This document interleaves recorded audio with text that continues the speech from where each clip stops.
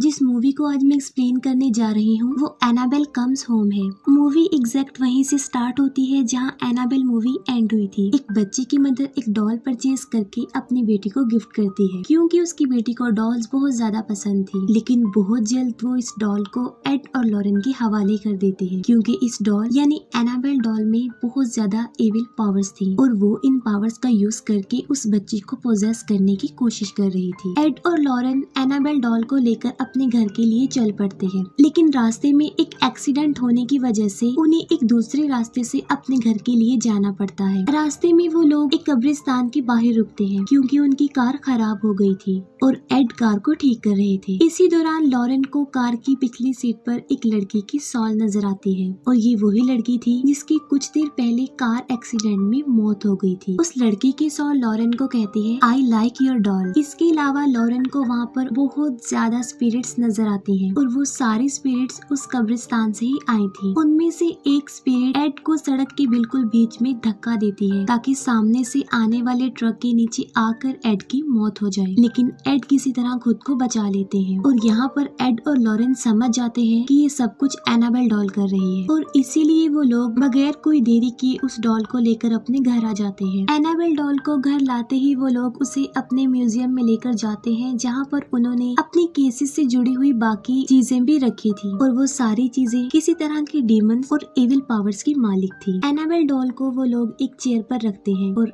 Annabelle doll की वहाँ मौजूदगी से अजीबोगरीब होने लगता है, जैसे कि घड़ी का उल्टा चलना और बाकी चीजों की मूवमेंट, जो कि काफी अजीब था। और इसीलिए वो लोग एनाबेल डॉल को एक फादर से ब्लेस्ड करवाते हैं और उसे एक शीशे की बॉक्स में बंद कर देते हैं जो कि चर्च से मंगवाया था। यहाँ पर हमें एनाबेल डॉल की पावर का पता चलता है, यानी वो हर तरह की स्पिरिट्स, चाहे वो अच्छी हो या बुरी, उन्हें अपनी तरफ अट्रैक्ट करती है और उनसे अपने विक्टिम पर अटैक करवाती है। इसके बाद हमें एक साल बाद का सीन दिखाया जाता है जहाँ एड और लॉरेन की बेटी जोडी दिखाई जाती है जो कि अपना ब्रेकफास्ट लेते हुए न्यूज़पेपर में एक न्यूज देख रही थी। उस न्यूज में एड और लॉरेन के बारे में बताया गया था। लोग उनके बारे में कह रहे थे कि ये लोग फेक हैं और वो पैसों के लालच में डेमन फोर्सेस से लड़ने का ड्रामा करते हैं। और यहाँ पर एक क्वेश्चन भी पूछा गया था कि क्या ये हीरोज हैं या फिर हॉक्स। स्कूल में भी जूडी को बाकी बच्चे उसके पेरेंट्स को लेकर काफी परेशान करते थे और यही वजह है कि जूडी का कोई भी क्लोज फ्रेंड नहीं था। नेक्स्ट मॉर्निंग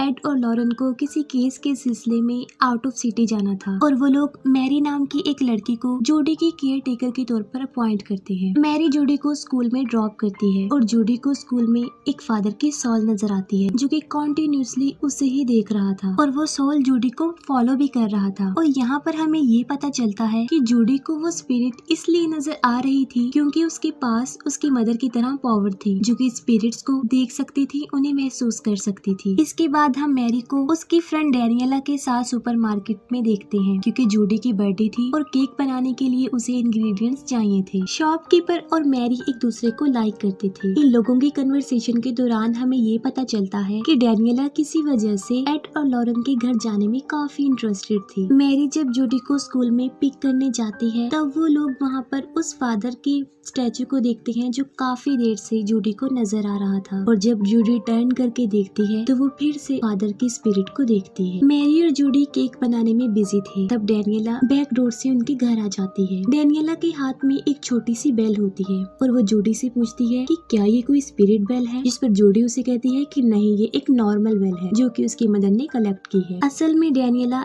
एड और लॉरेन के काम में काफी इंटरेस्टेड थी और वो उनके घर को एक्सप्लोर करना चाहती थी और इसीलिए वो जूडी को रोलर स्केट्स गिफ्ट करती है। तब जूडी और मैरी घर से बाहर जाते हैं और डैनियला घर में अकेली होती है और उसे घर को एक्सप्लोर करने का मौका मिल जाता है। डैनियला वॉरेन के म्यूजियम को ओपन करने की कोशिश करती है लेकिन उसका डोर लॉक था और फिर वो डोर के बाहर से ही स्पिरिट से कांटेक्ट करने की कोशिश करती है लेकिन फिर भी कोई फायदा नहीं होता और डोर नहीं खुलता। वो उस दरवाजे की चाबी को ढूंढते हुए एड के ऑफिस में पहुंच जाती है और एक पिक्चर के पीछे डैनियला को उस म्यूजियम की चाबी मिल जाती है और वो उस चाबी से उस म्यूजियम के दरवाजे को खोल देती है। डैनियला का यहाँ पर आने का मकसद ये था क्योंकि वो अपने फादर जो कि मर चुके थे उनकी सोल से कांटेक्ट करना चाहती थी और जाहिर है इस म्यूजियम से बेहतर जगह और कोई नहीं हो सकती। और इसके बाद वो म्यूजियम के अंदर चली जाती है। डैनियला म्यूजियम में रखे हुए आर्टिफैक्ट्स को टच करती है और इसी दौरान एनाबेल डॉल उस शीशे की बॉक्स में ही गिर जाती है। अब हालांकि हालांकि उस ग्लास बॉक्स पर वार्निंग लिखा था, लेकिन इसके बावजूद डेनियला ग्लास बॉक्स का दरवाजा खोल देती है। बस ऐसा होते ही जूडी का बर्थडे केक जलने की वजह से फायर अलार्म एक्टिव हो जाते हैं और डेनियला ग्लास बॉक्स को लॉक किए बगैर ही वहाँ से भाग जाती है। यहाँ पर हमें इस बात का अंदाजा हो जाता है कि एनाबेल डॉल जो कि अब बिल्कुल आजाद हो चुकी थी और वो अपने एविल पावर्स का यूज करके अब कुछ भी कर सकती है। और तभी डोरबेल बजती है। मैरी जब दरवाजे के हॉल से देखती है तो बाहर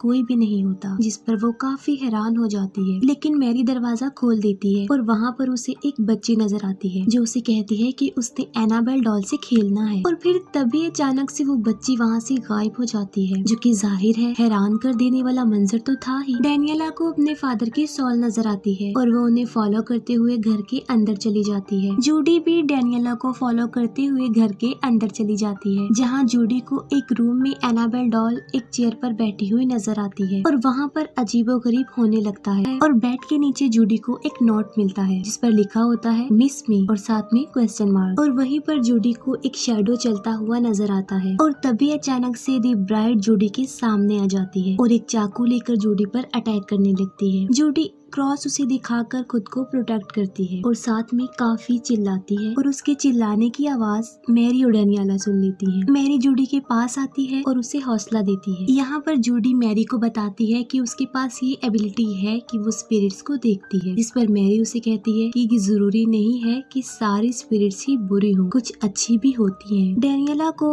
एड और लॉरेन की पैरानॉर्मल इन्वेस्टिगेशन की फाइल मिल जाती है। उस फाइल में बहुत सारे डेमंस का जिक्र किया गया था और वहीं पर एग्जॉर्सिज्म की टेप्स थी जो कि एड और लॉरेन ने की थी। डेनियला उनमें से प्रोजेक्टर पर एक टेप प्ले कर देती है, जिसे मैरी फौरन बंद कर देती है क्योंकि जूडी उससे काफी डर रही थी। वो डिसाइड करती हैं कि वो फीली मिली गेम खेलेंगी। गेम खेलने के दौरान एक बार फिर से डोरबेल बजती है और इस बार डोर पर वही शॉपकीपर होता है। मैरी दरवाजे पर देखने जाती है, लेकिन वो उस लड़के को अंदर आने नहीं दे रही थी। रात को मैरी और डेनियला जूडी की बर्थडे सेलिब्रेट करते हैं और बाहर वही लड़का गिटार बजा रहा था और बाहर उस लड़की पर वुल्फ की तरह नजर आने वाला एक डीमन अटैक कर देता है और वो लड़का उससे बचने के लिए वहाँ से भाग जाता है। डेनियला एक बार फिर से म्यूजियम जाती है और यहाँ पर हम देखते हैं कि उस म्यूजियम की कुछ आर्टिफैक्ट्स अब मूवमेंट कर रही थी। डेनियला म्यूजियम में रखे गए एक ब्रेसलेट की मदद से अपने फादर की सोल को बुलाने की कोशिश करती है और वो इसमें कामयाब हो जाती है और वो अपने फादर की सोल को एक मिरर में अपने पीछे देखती है तो अचानक से एक डीमन बनकर उस पर चिल्लाते हैं। डेनियला वहाँ से भागने की कोशिश करती है, लेकिन अब वो अंदर ही बंद हो गई थी क्योंकि वो दरवाजा नहीं खुल रहा था। और यहाँ पर हमें ये पता चलता है कि वो उसके फादर की सोल नहीं थी बल्कि कोई डीमन सोल थी। इसके बाद दूध से भरा हुआ ग्लास टेबल पर अपने आप ही मूव करता हुआ नीचे गिर जाता है और तभी टेप रिकॉर्डर भी अपने आप बजने लगता है और तभी हम एनाबेल डॉल को जूडी के साथ देखते हैं। म्यूजियम में डेनियला एक टीवी को देखती है जो कि इस बात को इंडिकेट कर रहा था कि नेक्स्ट डेनियला किस डायरेक्शन में देखेगी। मैरी को घर में बहुत सारे कॉइन्स मिलते हैं और तभी अचानक से उसे वहाँ पर एक डीमन नजर आता है जो कि कॉइन्स डीमन था और वो मैरी पर अटैक करके उसे इधर उधर घसीटता है। लेकिन इससे पहले कि वो मैरी को जान से मार डालता, मैरी एक लाइट ऑन करके जूडी के रूम की तरफ भाग जाती है। जूडी को अपने रूम में अपने ब्लैंकेट में एनाबेल डॉल नजर आती है और तभी हम एनाबेल डॉल को रोटेटिंग लाइट के शैडो में देखते हैं जो कि बहुत सारे डीमंस में बदलती जाती है और एंड में एक बहुत खतरनाक डीमन में तब्दील हो जाती है और जूडी पर अटैक कर देती है। लेकिन बिल्कुल ठीक वक्त पर मैरी दरवाजा खोलकर जूडी को बचा लेती है। मैरी एड और लॉरेन को कांटेक्ट करने की कोशिश करती है, लेकिन दूसरी तरफ लॉरेन की आवाज में कोई डीमन बोल रहा था। डीमन कहता है कि वो एनाबेल से बात करना चाहती है और एनाबेल को इन लोगों की सॉल चाहिए और घर में लगी बेल्स अपने आप ही बजने लगती हैं। तभी फौरन मैरी और जूडी भी म्यूजियम में पहुंच जाते हैं। तभी अचानक से म्यूजियम में रखा गया टाइपराइटर अपने आप ही चल पड़ता है और वहाँ पर सिर्फ एक ही वर्ड टाइप हो रहा था और वो था मिस मी। वो तीनों किसी तरह बड़ी मुश्किल से म्यूजियम से बाहर आ जाती हैं, लेकिन बाहर आकर मैरी को सांस लेने में प्रॉब्लम हो रही थी क्योंकि उसे अस्थमा का प्रॉब्लम था। मैरी का इनहेलर बाहर कार में था और जूडी उस इनहेलर को लेने के लिए बाहर जाती है और तभी बाहर जूडी पर वुल्फ डीमन अटैक कर देता है। लेकिन बिल्कुल ठीक वक्त पर वो शॉपकीपर वहाँ पर आकर वुल्फ डीमन पर अटैक करके जूडी को बचा लेता है। फिर हम देखते हैं कि दी ब्राइड ब्राइड डेनियला को पोजेस कर चुकी थी और डेनियला दी ब्राइड का ड्रेस पहनकर पूरी तरह पोजेस हो चुकी थी। अब इन सारी मुसीबतों से बचने का उनके पास सिर्फ एक ही हल था, वो ये कि अगर वो दोबारा से एनाबेल डॉल को शीशे के उसी बॉक्स में रख दे। लेकिन एनाबेल डॉल का तो कुछ अता पता था ही नहीं कि वो कहाँ गई है। और एक बार फिर से हम उस फादर की स्पिरिट को देखते हैं जो काफी देर से जूडी को नजर आ रही थी और वो गाइड करके जूडी को घर की उस तरफ ले जाते हैं जहाँ पर एनाबेल डॉल थी। और यहाँ पर हमें पता चलता है कि उस फादर की स्पिरिट अच्छी स्पिरिट थी। और यहाँ पर ये बात भी साबित हो जाती है कि सारी स्पिरिट्स बुरी नहीं होती, उनमें से अच्छी भी हो सकती है। मैरी और जूडी फीली मिली गेम की मदद से